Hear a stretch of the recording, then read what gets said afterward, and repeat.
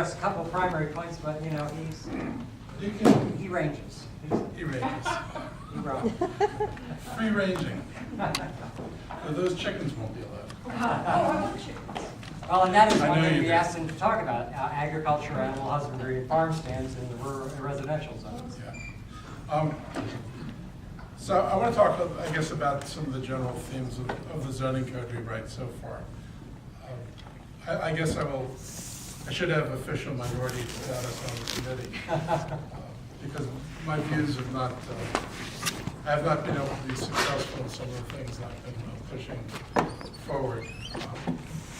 For those of you who don't know the history of all this, I mean, the council I was on last time basically asked the planning board to go out and do what I think is probably a 15 or 20-year request, which is trying to simplify the zoning code in Montgomery County. And it's a lot of pages and there's a lot of footnotes. And so if you find your zone and it's got a bunch of numbers after it, you got to go find the footnote page, and you got to go through the footnotes, and you've got to figure out what it is they're talking about.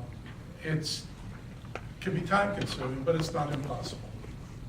And at the same time, you know, they argued that the code was so thick and cumbersome, it was just too big, too hard to find things. But I always like to do this because this is the commercial portion of the code. You can see how massively difficult this is to deal with. And if you were a developer and you had C1 property, my God, this is so burdensome. This is, I gotta find the C1s, and I admit it's not properly formatted, it doesn't have numbers on the pages. That would be nice. Ah, there's C1. C1 starts over here, goes over here, and ends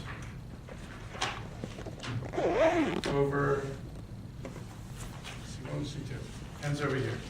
It's essentially 4 pages long.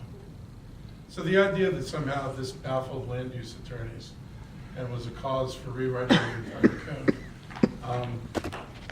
leaves me somewhat stunned. Now I will admit that these pages are very hard to follow because these are all the permitted and uses. And of course, the reason why they're hard to follow is they neglected to carry the header over every page. So of course, without going back to the first page and lining up the columns, you actually wouldn't know what it was. And so we did need to rewrite the zoning code so that you could put these all on one page and have it unfold with all the columns properly lined up. But such are the reasons that we do things. When this started, they hired a company and they created the ZAP panel. Anybody here serve on the ZAP panel? Oh, it was so much fun. So we appointed a citizen advisory panel to the code with citizens and developers on it, land use attorneys and all kinds of people.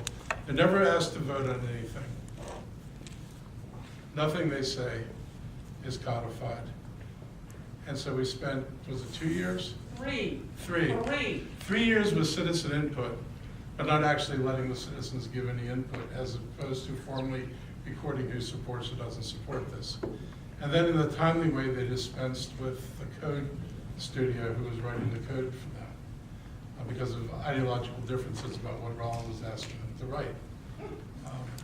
So that's sort of the mucky history. So basically this has been done by planning staff as much in a vacuum as they could possibly do. And they can be very difficult for anybody to follow.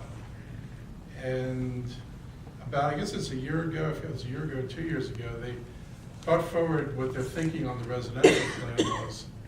And in the residential plan, they were going to basically change all the residential zones in Montgomery County. And not just change the names, but change the uses. And they were going to allow things like a house in the backyard of every 3rd house on a block. And they were going to allow clustering options. If you assembled lots, you could cluster, assemble them, build multiple houses where only 1 or 2 might otherwise be. And the civic community got rather upset about this because it is a fundamental change to the zone. It's not a simplification of the code, which was their mission. It was a changing of the code, which was not their mission. And after some reluctance, the planning board pulled most of the residential changes out of the code. And so most of the residences, most residential neighborhoods were left without some of the worst impacts that they originally envisioned You'd agree it's a fair thing to say. Now, Well, yeah. for most of them, I didn't say all. And we have our old labels back, R60, R90. 150 is gone now, it's been merged into the R200 acre zone. But that's the only real significant change. Now, the other changes are in the line of, What I would love to know is, it wasn't really the civics. We didn't put pressure on the planning. Somebody from here in Rockville must have put pressure on the planning board, but I'll leave that to I you. put a little bit of pressure. Okay. No. Okay. But, I mean, I wouldn't have been effective if, We'd like to think we were that. but yeah, I think you were. I think it was the sense, it was something to do about the notion that we'll set the place on fire. That was persuasive to them. Because people were really angry. And letting them know how angry people were about this made them realize this was not really, the juice wasn't worth the squeeze. And one of the fights that, I've had ideologically with the planning board is this notion of what it is that you're trying to accomplish. If we're trying to do transit-oriented development, mixed-use development in transit-oriented places, that's one thing. But if you're then going to take that and say we're going to spread it over every inch of Montgomery County, that's quite another thing. So while it may make sense to put more density around the metro, it doesn't follow that it makes sense to take the Cloverleaf Shopping Center on New Hampshire Avenue beyond the ICC and decide that that's going to be a mixed-use development. And somehow think it's a bright idea to put as many people out there as you can put out there, ignoring the fact that there's not drop of transit out there. Well, you're getting a little But bit I'm of getting the ahead of map this. amendment, which Yeah. is the conversion of the current zones to the new zones. Oh, but And that's we so could- intimately if- tied up in Oh, this. it is, and we'll have a good time to talk about it, but if you could So do you talk want me to us. so give me your, Most of us come pick your from favorites. residential neighborhoods, small lot, I guess some large lot are 200, RE1, RE2, I don't know what size lots you are. 2 to 5. 2 to 5. So if you could tell us a little about, well, first of all, how about the changes in agricultural, animal husbandry, and farmstead? So I thought most of the changes were pretty innocuous after some pretty heated debate. Given that Jeff Stein says any of us who live in any residential property, single-family detached home property, could have a horse in our coat closet, I think was the way he phrased it, now. Now we're allowed either, what is it, up to 8 hens, ducks, miniature goats, or what am I leaving out? You little pigs? Or did we- No. We didn't do the We little did pigs. do a little bit. I think you got them. No, there's one more. Bees were already There's okay. one more animal, I can't remember it right now, but anyway, 1 per 1,000 square feet of land up to miniature, the rabbits, thank you. Miniature goats, rabbits, hens, and ducks. 1 per 1,000 square feet of gross lot size up to total 6. So we pulled back on the chickens and said that the current law should be changed.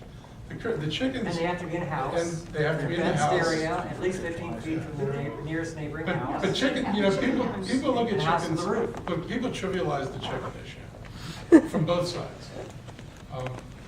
And I really thought, what persuaded me was the health information on chickens. Chickens are actually major carriers of salmonella. And people think that they're innocent little pets, and it's really cute when some little kid comes over from next door and holds the chicken and touches the chicken. And the problem is the kid can get salmonella from touching the chicken. And while you and me may have enough sense to remember, hopefully, we have reached that point where we forget everything, not to put our hands near our mouths after we've touched the chicken. A kid may not remember. A kid might play with the chicken, put their hand in their mouth, pick up a piece of food and eat it. And you could have a problem. Doesn't mean it happens all the time. If it happened all the time, then we know chicken farming. On the other hand, it does happen on occasion. And when it happens on occasion, it can be really bad. And finally, our health department actually weighed in and looked at the regs and said, these people, if you're raising chickens, you're actually supposed to be registered with the state of Maryland.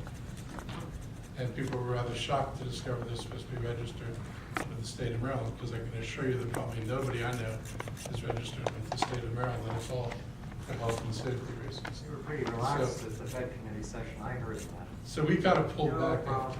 So after older Tillman came and testified, the council pulled back from the more radical approach to chicken farming. But I thought that was That was a good thing. Yeah, we just basically leave it unchanged. If there's need for further study, you can still have chickens today, Yeah. but you have to be pretty far away from somebody's house, and that usually eliminates it in the R60 zone. So the There's chickens more than across animal the street from husbandry, Churchill High School agriculture. are allowed or not allowed? Basically, small lots. The on- chickens across the street from Churchill High School are allowed or not allowed? I'd have to measure the distance. I don't know. And that's not a residence. So, But there's more to it than just animal husbandry. Agriculture, the way it's written now, is allowed, an allowed use, everything but sod production. On the small lot zones, R60, R90, half acre, R200. You can keep bees, you can grow crops. You can then market whatever you grow or produce on your property at a farm stand alongside the road. Because farm stands are now allowed use. The problem is farm stand is never defined, my problem is. And so that can, the farm stand is in the eye of the beholder, and how long it stays there is also up to question. Because it should only be there as long as there's something to sell that you created or. so we've created a seasonal category. But what season? And it's- Well, 12-month-a-year season. It's meant to be, I think, Dan, is it a 60-day period we limited it to? I don't know. We put a day limit on the season. You did on And they do seasonal, have, but to, not and it on- does have to be related not on to, farm. it does have to be related to what you sell, what you're growing. You can't just bring, you can't bring product in from the outside and sell it. There are people right now, and I know one in Silver Spring that has a farm. They've got a double lot, and they grow perfectly fine fruits and real vegetables on their lot, and they sell them. I didn't view that as a major threat to things. The idea that people could go out and bring fruits and vegetables in and set up a farm stand would be a different issue, but that's not contemplated where we are right now. I mean, I think we escaped the worst of the damage there. I'm more concerned about what happens on the periphery of residential neighborhoods and non-residential communities, because I think that's where still most of the mischief in all this lays, and in the floating zones. Well, I think there are holes that you could drive a Mack truck through if you really wanted to drive a Mack truck. Why don't you explain what a floating zone As is? a, for instance, forestry is allowed. In R60 and R90 zone, you could fell trees and mill them and dry the lumber and sell them because that's included under the definition of agriculture. You can sell them at your farm stand, lumber at your farm stand. Well, I just don't, No, I'm just saying, it's there, if anybody wanted to exploit it. It's an interesting way that this thing is written.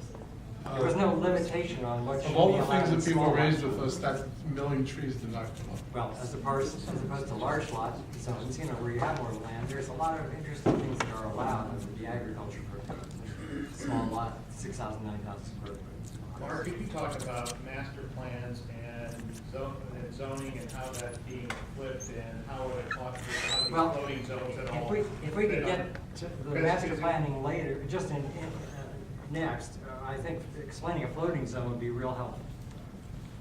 Well, floating zone, I think, ties to master plans. I'd actually start with master plans and get floating zones. We've had a tradition in Montgomery County of well master plan communities. And we were often held up around the country as a model of zoning because of our master plan process. And part of the reason the zoning book got so complicated is that we made exceptions as you went through a community and you discovered that the zone didn't exist quite right for what people wanted to do.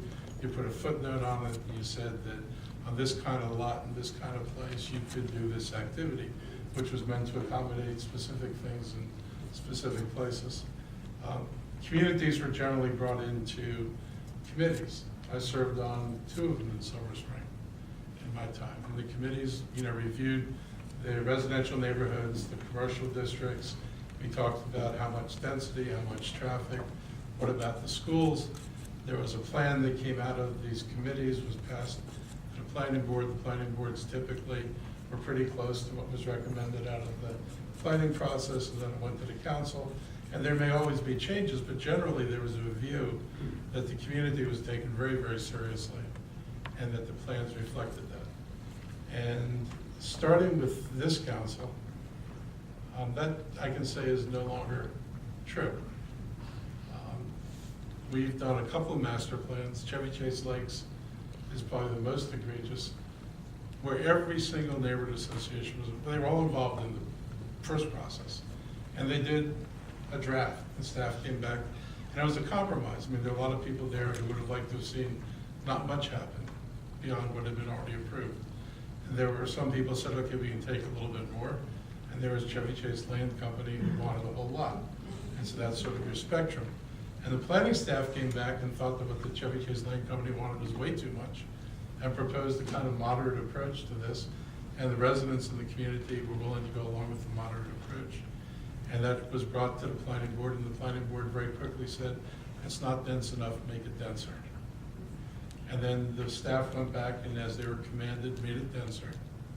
And then brought it back to the planning board, and over the objection of every single citizens association for whom one does master plans, and voted 5-0 to pass the dense master plan and ignore all the residents. And then it came over to the council, and in the vote of 8-1, we voted to approve the master plan with all this density over the objection of every single neighborhood association. And developers would come in and ask for amendments. They'd meet with the council member. That afternoon, an amendment would go out addressing the developers' concerns. Nothing ever went out addressing the citizens' concerns. Marc, are zoning text amendments also going to be a part of the new rewrite? They're not illegal. So let's get there. So, Chevy Chase. Connecticut Avenue, between Jones Bridge and East-West Highway at the bottom there, where there's still a lumber shop, old shopping center, You know where Montgomery is, fire Crescent station. Trail. a donut place, an Italian restaurant, various things. So we completely ignored what the residents had to say. Long Branch, same thing. He says They we, shop. but he was the one of the 8-1 vote Yes, I didn't ignore. on Chevy Chase Lake. Was there a citizen advisory committee for that plan? No, they've gotten away from citizens advisory committees. And Vina Wright, who's They're the bringing in director, stakeholders. She had an interesting comment. She said in Alexandria, she worked in Alexandria for a few years to escape Rollin, I believe. True. And came back now and said over there, they really they moved away from citizen advisory committees because they thought it was a bad idea when you announced you wanted to include as many people as possible in, commenting on a plan that's being drafted, to then immediately announce the 20 people that you decided would be most critical and serve on a citizen advisory committee. I got to tell you though, there's something for longevity. Not most citizens are not going to stick around for 2 years. Through the process. So this is coming up again in Bethesda. Yeah, it is. And there are people who don't want to do a citizens advisory committee. There are people who do want a citizens advisory committee. She says there's a way to involve citizens without having a formal committee that's made up of people who are in and then people who are out who then don't buy into the process. She's concerned about the people on the outside not buying into the process. And I'm concerned about committees, Rollins style, where you draw a circle around all the development and say these are the affected properties. Therefore, that's our advisory committee, which is basically a bunch of developers. And then they tell you what they advise. I mean, you can get a hint of the planning board's philosophy when they sent out notification of the zoning code rewrite changes to all the affected people in Montgomery County, and it was the 10,000 commercial property owners. If you live next to, across the street from, behind, whatever in your neighborhood, you got no notification. But the people whose land they were probably up zoning got notification. So that tells you a little bit about their philosophical. But I think we did the best in the 2094 plan where the residential representatives were actually leaders in the neighborhoods that surrounded. But you're gonna have a chance to do it. I mean, I did this Silver Spring in the same way. I was on the Silver Spring Sector Plan Committee. And we were taken pretty seriously. So this is gonna be a discussion for the future, but it's. And some good But I news, wanna get back to this though. 'Cause we Let's got- talk about reaching out through social media as well as sending teams of people down the street to talk to people sitting in sidewalk cafes about what they're, interesting new outreach will be done, I hope. So if you liked your old way of doing master plans, that's over now. And what they're doing now is proposing that they're going to go through the zoning code rewrite and change all the commercial zones. And so every single commercial zone is proposed for rewriting in the county. And so it all depends on the accuracy of the translation. It'd be one thing if you put a different name on it, but it has the same function, but it's way, way different when you give it a different name and give it a different function. And the biggest, the most egregious example of that probably is what's called the C1 zone. If you've got a little shopping center in your neighborhood, a little strip center, 1 story, it's got, got a grocery store and a couple other things in there, that's probably a C1 zone. There's less than 15 acres, and they're defined in the zoning code as neighborhoods serving retail. And they're part of the philosophy of how Montgomery County developed. We didn't develop as a city, so there's no urban boulevard going through every neighborhood where there are shops and services. We have neighborhoods, and then at the edges of the neighborhoods, usually near an arterial, you've got a little shopping center which serves the needs of the local community. And it's not designed to serve, a metropolitan area. And it wasn't meant to be residential. It was meant to be commercial. They've taken the C1 zone and they've translated it 3 different ways. So there's no uniform translation across property. And some of the zones don't require that you actually keep it commercial. It would be possible to turn one of your commercial centers into an all residential zone. They do it because it has a, do you guys all know what FAR is? Yes. Okay, good. Well, Who doesn't know what FAR? Here, quick explanation. This is your piece of property, it's 1 acre, 40,000 square feet. If you have a 1 FAR, you can build 40,000 square feet, floor area ratio. If I have a 2 FAR, you can build 80, 1.5 gets you 60, okay? And so the centers, because they were limited to 30 feet in height, and were primarily commercial, nobody built 2-story commercial, because you all know nobody walks upstairs to shops. They're mostly single floor centers. And the new zone would let them be, in some cases, up to 1.5 FAR. The amount of space that most commercial centers today occupies is between a 0.3 and a 0.4 FAR, because they have all these parking requirements, because they're served by a sea of people coming in to park. And so they don't realize their FAR. They were never intended to. So if I give you a 1 FAR, 5 FAR, and I say 0.75 can be commercial, 0.75 can be residential, if you want the 1.5, you've got to do both. You could decide to get a 0.75 residential, which is more than you've got today, with none of the hassle you have today trying to maintain commercial businesses and the uncertainty of rents and the irritation of the commercial tenants. You could decide you'll just take advantage of the housing market and turn it all into housing. Now, if somebody does that, then there goes your neighborhood shopping center. And everybody in the community who counts on the neighborhood shopping center no longer could have a neighborhood shopping center. Somebody could redevelop it with a mix of uses, but it's very unlikely that the smaller retail uses are going to get into new buildings because of the cost of building new buildings. And you may wind up with, telephone store. They call them telephones, cell phones, sorry. Cell phone store.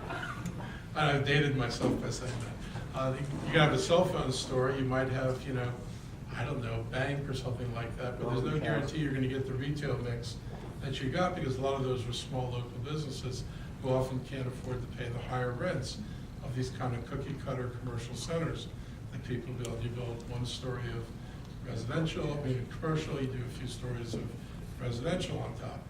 So by not translating that zone to what it was intended to be, you could actually lose what it was intended to be altogether. Well, And there are 2 other problems that go with it. One is, if I put housing on it and commercial, my schools aren't designed for the extra housing. When I built schools, I was assuming that I've got X number of single-family houses in the catchment neighborhoods. Well, I've now increased the number of housing units in the catchment neighborhoods. And Park and Planning wants to have this argument both ways. Either only 20-somethings are going to live in apartments, or apartments are the wave of the future, and everybody's going to live in an apartment. They say both these things interchangeably, depending on which audience there is. The other problem with this zone is that it spreads traffic everywhere. So if I wanted to if you're going to have more development, then you're going to have more development.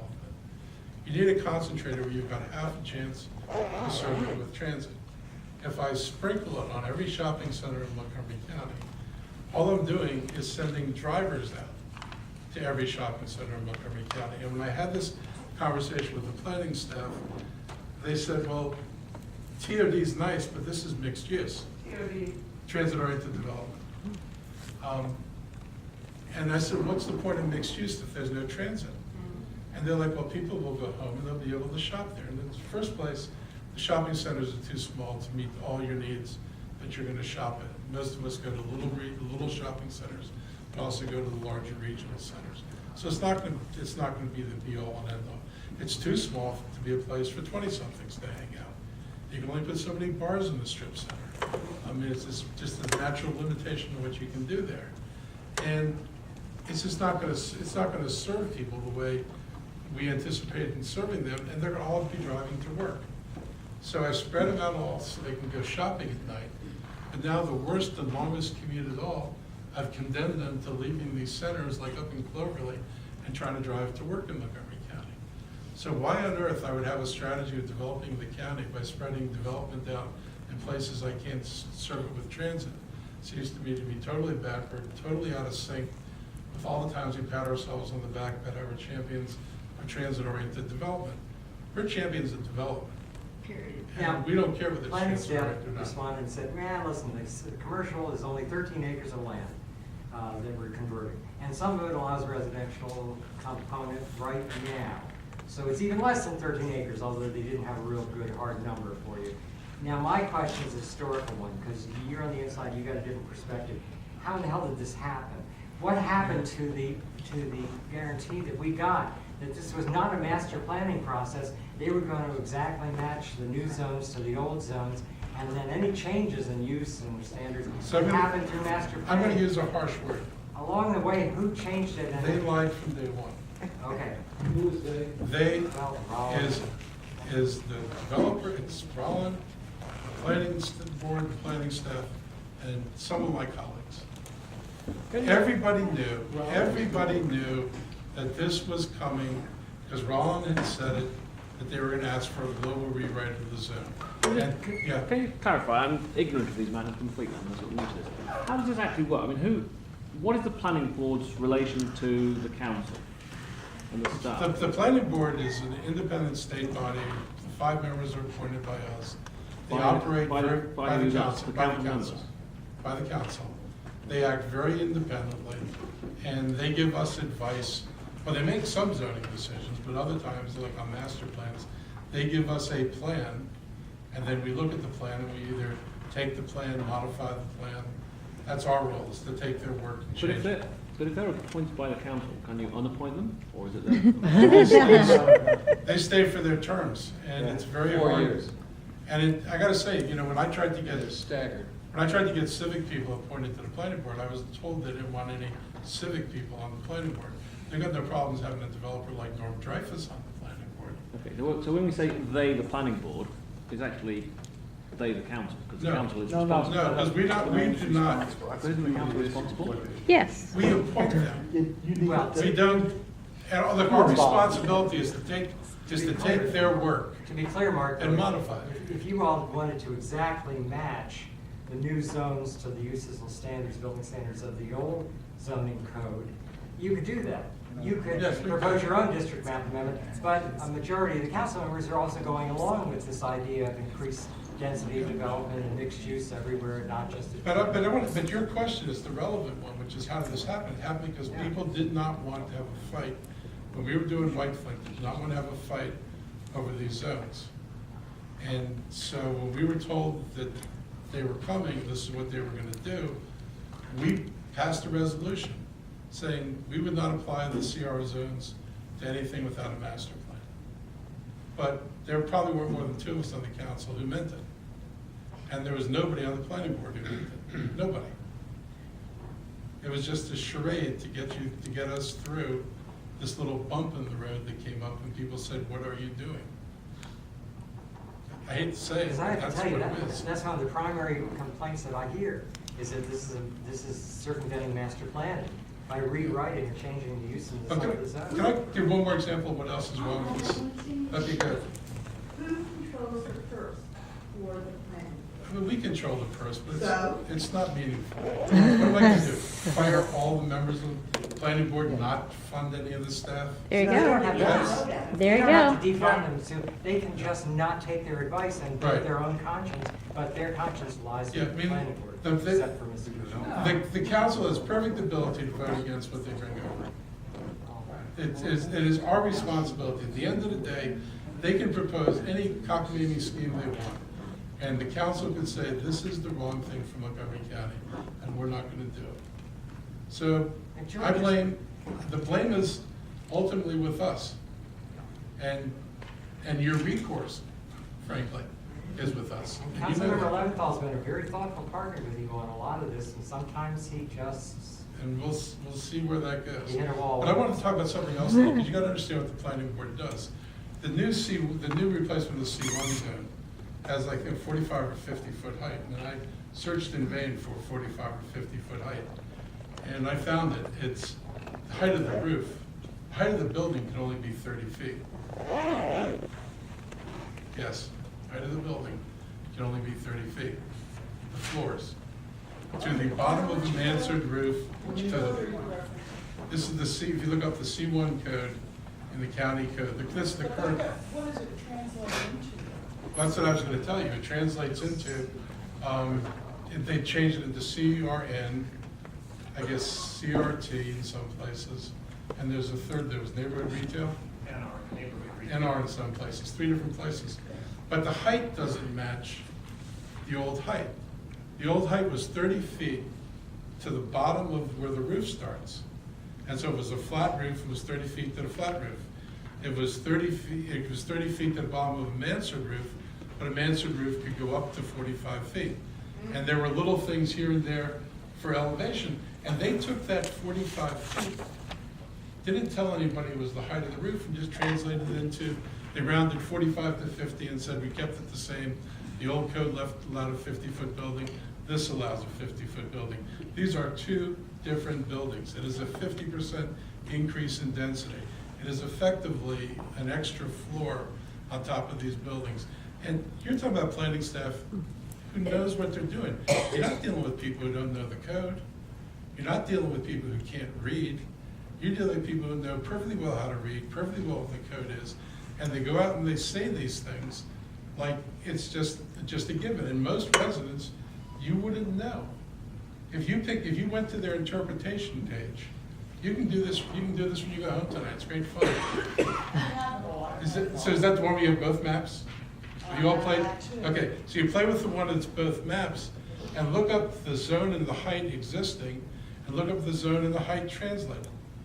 Oftentimes, the zone and the height that's been translated is the height under whatever highest special exception was possible, now becomes the general interpretation of the zone. But you as a resident wouldn't know that. You'd see 45 over here, 50 over there. Oh, what the heck, how much difference are those two things? We're just a rounding error. And they rely on nobody understanding. I had to go down a map, take Connecticut Avenue or New Hampshire Avenue, and stop at every single shopping center and click on every commercial property and see what's the old one and what's the new one. In some shopping centers, in some areas, there are the same zone on 3 different corners in the old code getting translated 3 different ways. Because a guy sits at the computer. This wasn't done, I want to tell you, there was no thought that went into this, except for one person. The planning board didn't look at all the plans in the county. They didn't sit down and go neighborhood by neighborhood, shopping center by shopping center and say, what's appropriate here, what's the right translation here? They didn't do it. This guy sits at a computer and he decides the translation. It gets passed on to his supervisors who say, looks good to me. And then it goes to the board, and if nobody says anything, it's a done deal. That's how simple it is. They've given no thought to it. They've given no consideration to the neighborhood.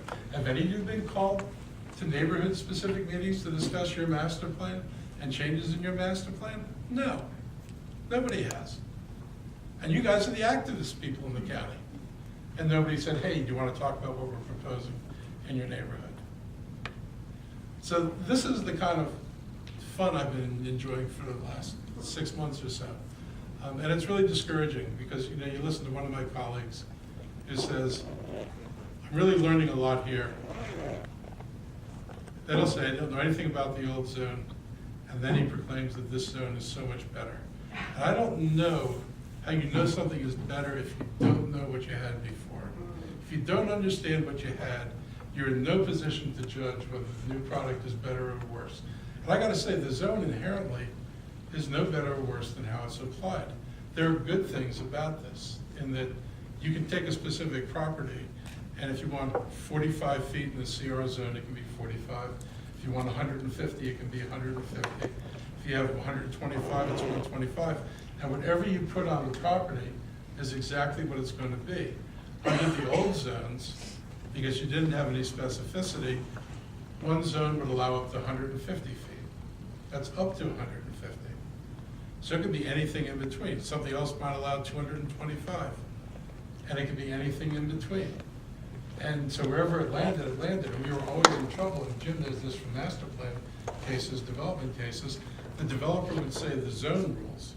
So if the zone says I can go up to 225, the developer says I have a right to the height in the zone, and Jim's arguing that no, you have the right to the height in the master plan, which is 165 feet.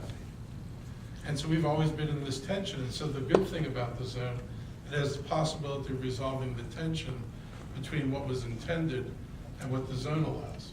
Now, you say that. I said And that's the good Stanley thing. has given us some guarantee as well when CR zone was first created. Oh, the height that you see at the end of that formula, you know, CR, so much FAR, C, FAR, R, FAR, and then a height, H. That's the way the Right. formula You reads. don't see that anymore. Hang on, that the H is the height, the only height It's gone. that you can get, the maximum No, height you can get. it's No, there, no, you gotta it's expand the there. map. It's there. Uh-uh. Yeah, it is. Uh-uh. Well, show me where, We'll take a look, but Yeah. it is there if you go down to the highest detail. Anyway, the height is the maximum height you can get. Not true, I just got freaked out the other day listening to a Fed committee session because we're talking about NPDU density, height bonuses above right, the maximum height again. yes, Now, it hasn't passed yet, I just wanted to freak you out. right. We would go back to the old days, that's possible. Yeah, So, but that's the good thing of the zone. The bad thing of the zone for planning purpose is you don't know if you're getting commercial and residential in the high density areas. Wherever they use the CR zone, you can get, typically be White Flint. White Flint has an FAR 4, and it can be 3.5 FAR commercial, 3.5 FAR residential, and you only get the 4 if you do the two together. So a lot of people aren't opting to do the whole thing. They're just taking the 3.5. And so we just have this big commercial property was slated for office development. And so we don't want the office anymore, we want to change it to residential. And here's the problem.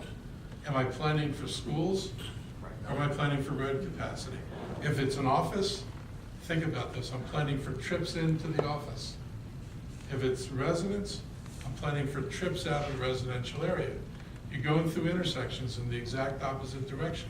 That can be really significant in rush hour. Whether you go through an intersection in peak direction or not peak direction really matters.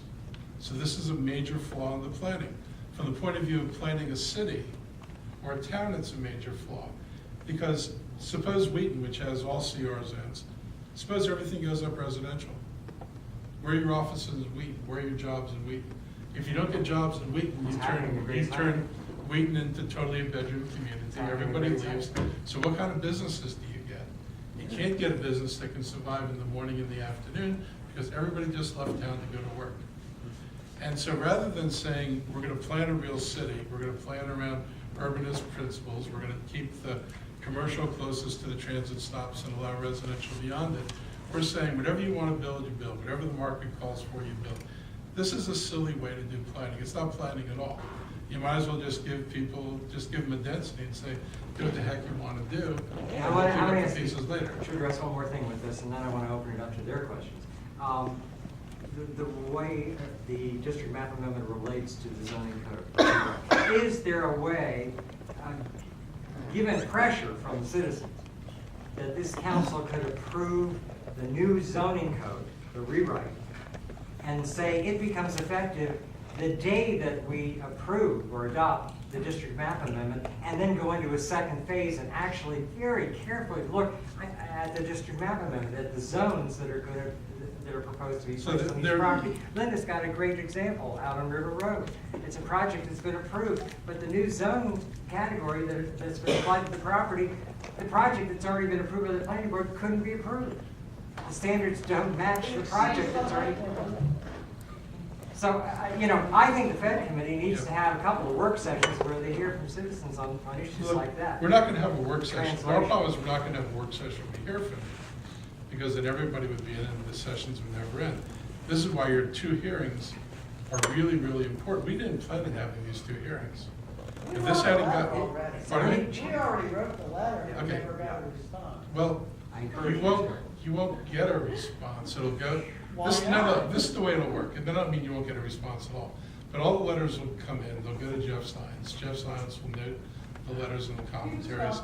And Jeff theoretically will then respond to what we hear in the public hearing in terms of what people said. We'll get a summary of what people said.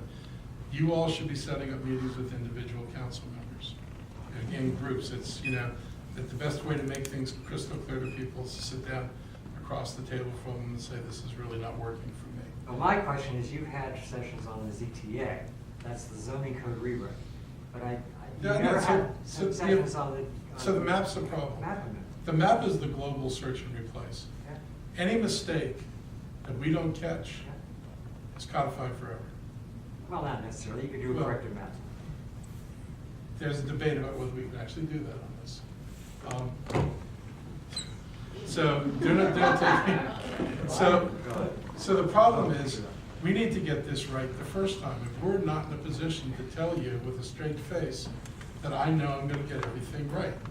Anytime you take one zone and translate it 3 different ways, you're highly subject to not getting it right. And if I was a property owner, I'm the guy who got the least amount of density for the same zone translation, I'm gonna be in court the day after you translate it saying I'm entitled to the same thing the other person had. But here's the scene with the map amendment. We don't have to pass the map amendment until everything is done. We could wait. We could decide to keep the C1 zone and maybe the C2 zone in place, because that's where most of the trouble is gonna be in all the small shopping centers.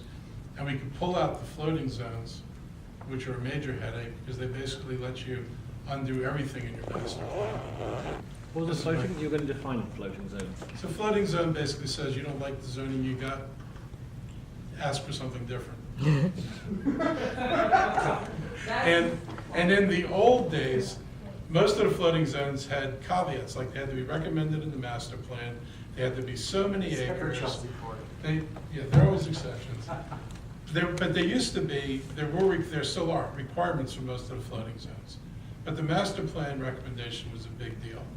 Well, now the planning board says you can have a master plan recommendation, but if not, it can meet 2 criteria from 4 different categories, and if it meets 2 criteria from 4 different categories, you can get it considered. Now, that's like saying in some of these categories that the sun is gonna rise tomorrow. Yes, the sun's gonna rise tomorrow, you can check that off. But aren't you recommending that a limitation on the number of the zones that could float onto a residential, currently? I want to residential take all of the residential floating zones off of currently, of existing residentially zoned and occupied property. I don't care if there's a tract in Montgomery County someplace Okay, maybe. that's totally, we don't know what we're doing at this point with that. Recommended. We'll see. We wanted to, if somebody wants to rezone a blank area of Montgomery County, I don't care a lot, as long as they do it in a thoughtful way, and maybe something's better than R60. But letting people do that in existing neighborhoods, I find very troublesome. It bothers me. If you're in how many of you are in R60 neighborhoods? How many of you are in R90 neighborhoods? No. Okay. So in those 2 neighborhoods, if somebody assembles 6 times the minimum lot size, which is, that'd be 36,000 square feet, less than an acre in R60, and 54,000 square feet, which is 1.25 acres in R90, you can double the density. If you only assemble 3 times your lot size, you can get 1.5 times the density. So what's the point of zoning a neighborhood for a single-family home? And by the way, if I pull together 3 houses in an R90 neighborhood, I could put an extra house in there. And in an R60 neighborhood, if I assemble 36,000 square feet, I could put 12 houses where 6 currently exist. So what the planning board wanted to do in the in the front corner last time, which was allow these zones, allow people to build a new house every 3rd house, they're doing through the back door, through the floating zones. And you must think that we're stupid or don't do math, but actually you can see what they're trying to do. And it's really troubling. So that's my little comment on floating zones. What your choices are in this real world right now for doing things is getting us to slow down the district map. And there are 2 things we can do, a couple things. We could, like I said, keep the C1 zone or C2 zone, and that would take care of most of the mischief. Alternatively, we could ask the planning board to take the, there's a list of about 20 master plans. Is it 20, Dale? Total, or is that still? They're still to be done. Still to be done, some of which are small, but 20 are still. Almost all this is what puzzles me about the planning board's hurry about all this. Almost every master plan that remains to be done is small. It's Cloverly, it's Sandy Spring, it's like real teeny little areas. All the big master plans are already been done or they're in schedule. Bethesda's scheduled, Glenmont's getting finished up. Silver Spring's the only one that I haven't seen. Silver Spring's the only one, but Silver Spring's pretty much done anyway. Which one? Potomac Sub-Region. You can't even put a road in Potomac Sub-Region, you're safe. Well, the master plans are different from the Yeah. sector, yeah. So, They're so not most gonna of be what's, master shapes. so most of what's left is small. So our proposal was, we're not messing with residential neighborhoods Yeah. anymore. Even in the old neighborhoods, we're not gonna go in and change the residential neighborhoods. So why don't we just do master plans or look at the small commercial areas and do 4 or 5 a year? Because if all you're talking about is 1 or 2 shopping centers, if they can't get staff to go through 4 or 5 plans a year, bring in the community and say, do you want housing on this shopping center? Do you want the shopping center left the way it is? You know, what's the deal here? We could clear through there and then decide whether we want to keep a C1 zone on the property or if we want to apply one of the new families of zones. And the worst thing that happens to the zoning code is that they add 4 pages to it to accommodate the C1 zone and another 3 pages to accommodate the C2 zone. That's as bad as it gets. And if the people in the CBDs want to maintain the CBD zones, that's another few pages. So do we stand any chance if we urge the council to exactly mirror the current standards and uses in the existing code with the new code, zones that are assigned to property? I mean, I can't speak for the 6 council members who have got the Fed committee meetings. And this is also mind-boggling. And there would be changes up to. The whole council's gonna do this in maybe 2 sessions. Yeah. This is a rezoning of the entire county. Understand. And the only council members who've been in the Fed committee discussing any of this have been 3 of us with an occasional sit-in by somebody else. So the whole council is gonna decide whether to remap the entire county, even though they have been not part of any of these discussions. And this will all get condensed in 1 or 2 very nice meetings for everybody. That happens on almost every issue. Probably in though. January. 6 of them So- have a great so I don't ability to think- say, look, I'm not on the committee, I trust them. So I don't think you'll get anybody to agree other than me to an exact replication of the zones. I do think you can get people to agree to delay the map amendment and to do something more thoughtful to deal with the application of the zoning. Like I said, you know, the zoning, any zone isn't inherently evil or bad. It's how people apply it and whether or not you're involved in the application process, which would be in keeping with the tradition of the county. So I think if people say, you know, if we're gonna change this, and the moment you change your use or density, you're no longer fixing and consolidating the code, you're changing the underlying zoning of the county. If you're gonna do that, we get included. All right, let me ask some questions from the audience, I just want to point out, as a member of the zoning advisory panel, I'm one of the few who started from the beginning and actually continued to go through the whole thing where many people, literally we had somebody die, we had people resign, we had people leave, when we had people come on in the last 3 months before we finished. we were originally tasked to rewrite but not modify, or to rewrite but simplify. Right. And by the end, it was clear that it was not about simplification, it was about changing. And that's what Mark is talking about. And the changes simply have not been explained to the public, and they have not been thought through in terms of the implications for transit, for housing, for schools, for shopping, for bikeways, for any of those things. And we're at the end of the road here. Most appalling of all is when the staff had a draft that they presented to the board, they didn't present it to the zoning advisory panel, they didn't ask your opinion of it at all. And when the planning board had an approved draft that they were sending over to council, they didn't say, hey, Zach, you'd already been disbanded at that point. Either I was not very optimistic, or it had been explained somewhere along the line that we were not a voting body, we were an advisory body. And Well, you so could've we given would comments, advise along the opinions. way and help massage things. You could have done a whole lot short of a vote. Okay, well, thank you for your Jerry. explaining that, yeah. I was on zoning board for 12 years in New York City. I see you guys heading to major conflict disaster. I could see almost every C1 zone disappearing all into residential. Like, we have no more food stores in the county, or we have limited numbers, such as where in the city of Rockville, where there might be a few food stores left. You try to go to Trader Joe's, you can't even get a parking spot. I can see that we actually run into that we become a third world country with no more food stores. And what happens then?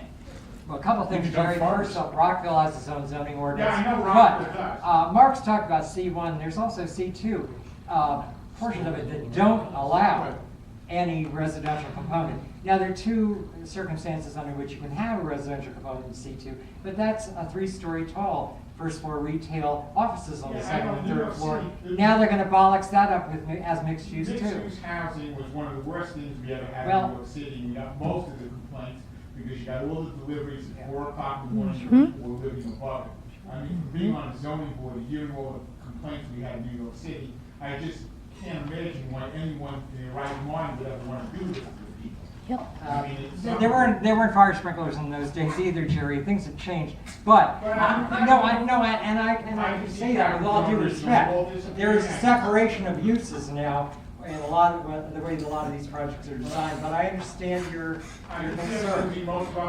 I can see a losing shot. Vic, We fought in Vicky's neighborhood in Glenmont. We've got a struggle because we rezoned that shopping center.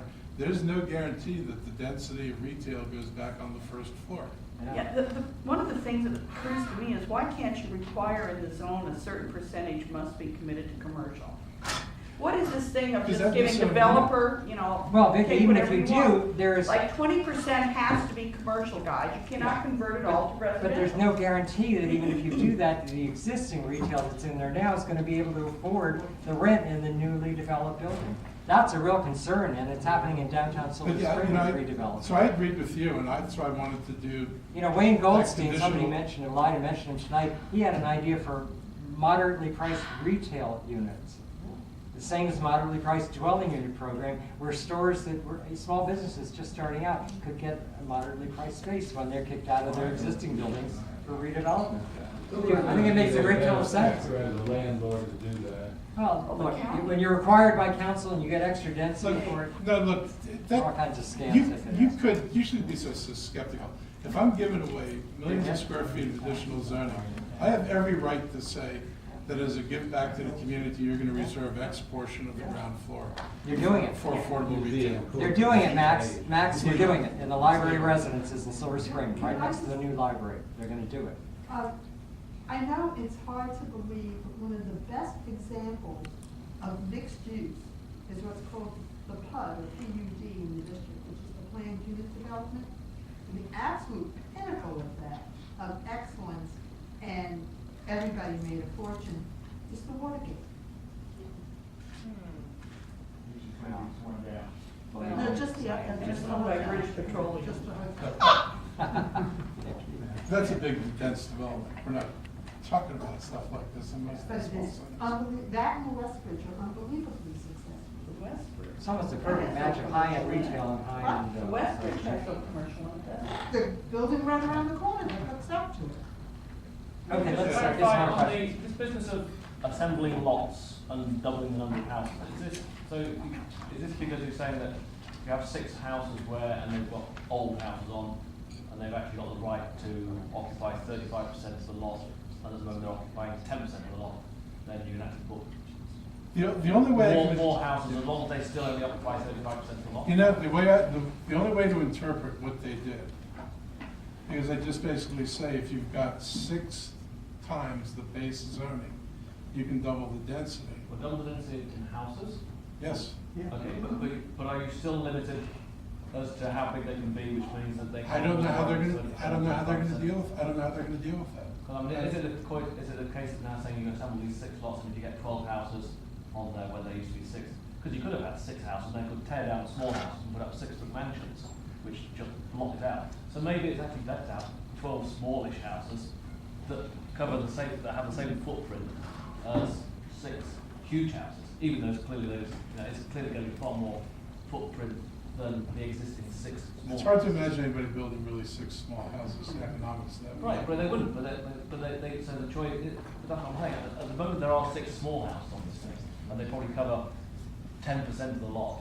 I'm thinking around a dozen Bethesda, and if you put up, as they're getting torn down from something on the street, they're going to put up. Well, it's a fair question to ask Marc and Penny what they think they're gonna do, if they're gonna cut the lot sizes in half. That's what you're saying. In effect, I mean, say, Yes. if it's the case that they're still only covering 35% of the land, then they. Mark, Council's gonna have a hearing tomorrow, gonna have a hearing Thursday. You guys are gonna have work sessions on the 2nd and the 9th. What's the best thing for us to do, aside from what I've been telling them for months now? Go look at the maps on the planning You can look department's at website. the maps. And You look should at the look- properties in your neighborhood, what the current zoning allows and what the proposed zoning allows. You have to wade through the new zoning ordinance to find out what the proposed new zone allows. But, you need to figure these things out. You should look at the maps, but there are 3 different The groups. website is easy, zoningmontgomery.org. You guys have 3 different groups that have put out positions on this. You've got your own position, which is in this newsletter.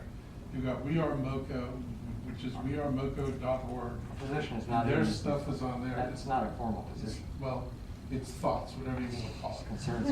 It's We concerns. want you to talk about You it. can read the concerns, and you can go to wearemoco.org, and you can see your stuff is still up there. And where's Meredith's stuff, Mark? Neighborhood Montgomery.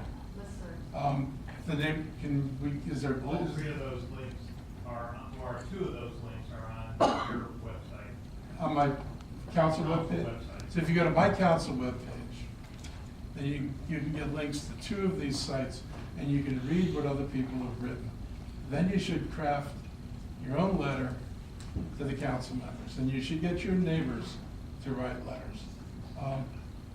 You should not do a cookie cutter letter that's all the same. If people start seeing 100 letters that are basically just signed by different people, but they're the same letter, that's not good. So figure out the main argument, make a few bullet points, say this is what you want. Mostly to me it's the process thing, and how this is applied and how you want to be involved. And our current process is bogus and doesn't cut it.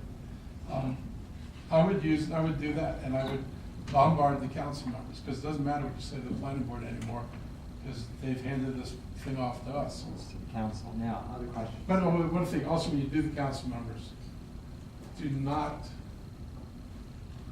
you wanted to hit me personally, to my mailbox, you take my first name, dot last name, at montgomerycountymd.gov. If you do councilmember dot and the last name, that goes, and it's usually seen by staff, and it may or may not wind up in the council member's box. However, if you put the council member's first and last names in there, it goes to the council member's box. So if you want to be sure that somebody read it and they can't say, you didn't get my letter, then send it that way. And Do if not you want just send it to the council formally president. on the record with the county council, it has to go to county.council@montgomerycountymd.gov. And every member will get a copy of that, not that they'll see if their staff are probably open. Let's take some more questions because we got a couple minutes. So if this is such a big deal, why don't you ever address it on your Facebook? By the way, Justin, on my Facebook, I put stuff up on my Facebook page. I sent out two letters to everybody. How many people do we mail to now? 10,000 people.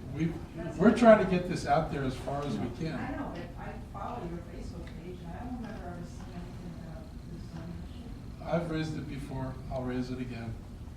Oh, it's critical, I mean, Like I said, I keep trying to get The the message interesting out there. thing, and I'm not putting anybody down about it, I became aware of it in 2001 when I started as a civic activist. I was aware of the Clarion Associates report that was done for the county back then on how to go about rewriting the zoning code, so I've known about it for 12 years.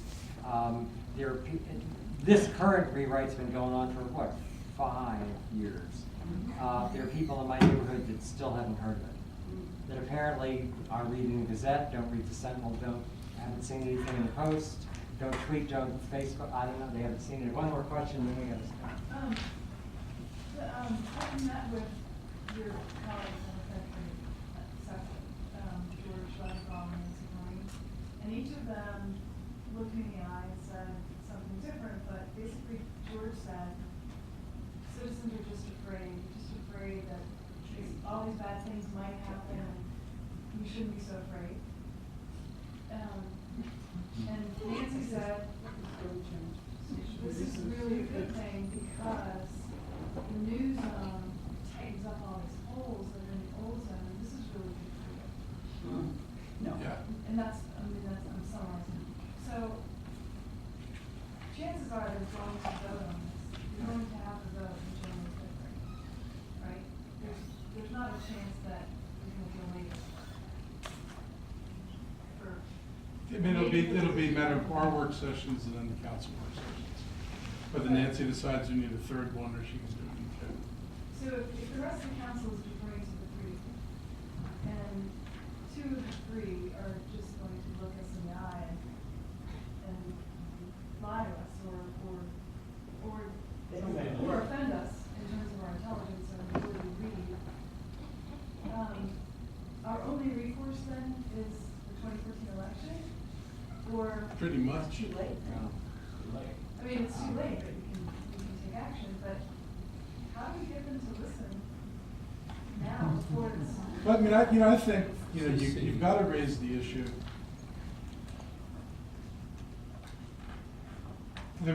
This zone is played out very uncertainly.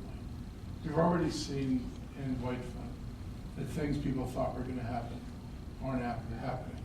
The county already cannot handle its traffic problems or school problems, by the way, as they sit right now.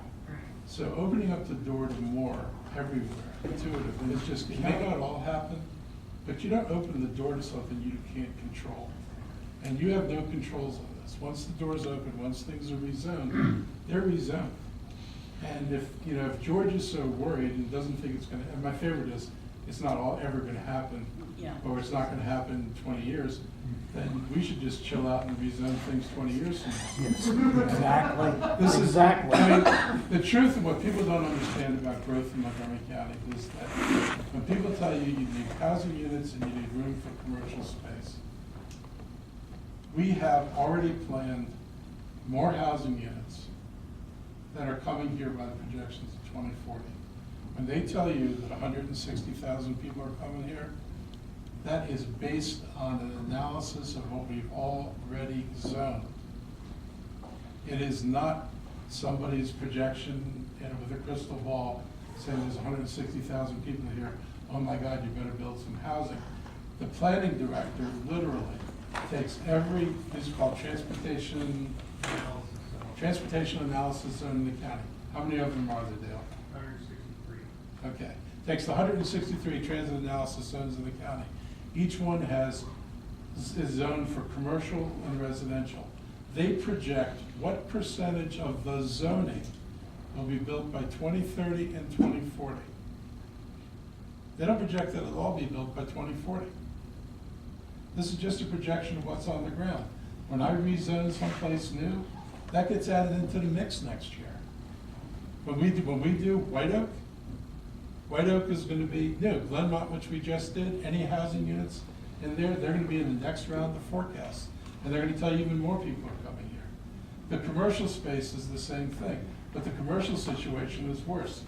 We used to say you have 4 jobs. Hang on, because we've run out of time. Give me a minute, Jim. No. No, Listen, let him speak. You've got, We're 8 minutes over now, and I. Let him need- speak. We need to answer. We want to hear. Yeah. Would you like to Yes. extend the program for another? Yes. Yes. Come on, Jim, let him speak. look, commercial development, they've got, the current projections are based on 4 jobs per 1,000 square feet. The new number for commercial sector is 6 jobs per 1,000 square feet, about 160 square feet per employee. If you're in the government, it's dropped to about 100 square feet per employee. So what does this mean? There are 10 million square feet of vacant space in Montgomery County today. Old projections, that holds 40,000 jobs. New number, 6 per 1,000, that holds 60,000 jobs. There are 20 million plus square feet that have been approved. That means the developer just walks through the door and pulls a building permit. He's passed all the tests. 20 million square feet, 120,000 jobs on the high side, 80,000 jobs on the low side. And that doesn't count any project that hasn't submitted. So most of the White Flint potential hasn't been submitted yet. Most of the Science City proposals haven't been submitted yet. So all that's just sitting out there waiting to be submitted. So anybody who tells you that we must rezone for housing and jobs is full of it. And the worst thing from an economic point of view is the built environment in Bethesda, as people are renewing their leases, they're either taking less space if they're not growing, or they may be taking the same space if they are growing. The built environment in Bethesda could hold potentially 50% more jobs than the current number of jobs there now, just as people reconfigure their office spaces and shrink. So we're not in a hurry and shouldn't be in a hurry to do anything. We ought to be. Why are you opening the Bethesda CBD plan? I don't want to open up the Bethesda CBD plan. And I do want to draw out all the residential properties in Bethesda, and if you can do anything, only do the commercial or leave the residents alone, because they want to rezone all those nice little apartments along Bradley, where life is actually affordable.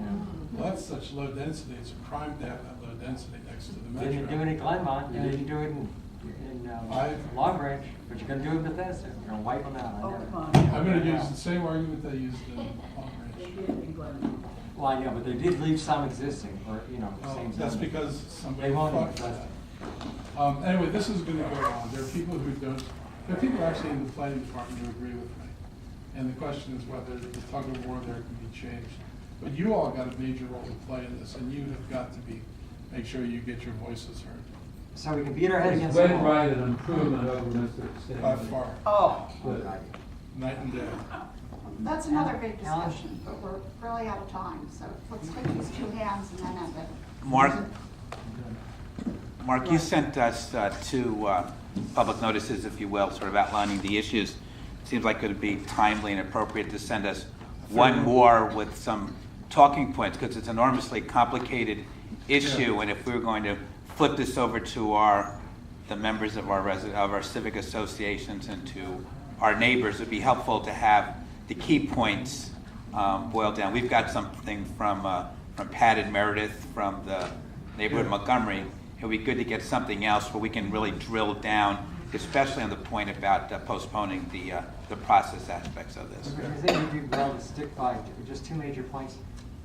One is to ask you guys to try and mirror as closely as possible the new zones and standards and uses to the existing ones, and don't change them. And the second of all is to slow down that district map amendment and give us some time to point out some errors that we think are there. You're the last question. Yes. I was thinking, you said that there were 5 planning board members and they were elected by the county council. Chosen by. Appointed. Appointed. And so I was wondering about the appointment process, because you said that they like to get developer people, not civic people. I said they don't like civic people. They don't, right, that's right. So, but. Because you're biased. So what you're saying is the county council is biased towards the developer people. Yeah. Anybody can apply. Because they're appointing developer people. So it's the county council that's biased against the civic. We're appointing people who are sympathetic to growth. Yes. All right, That's thank true. Thank you, very Mark. much.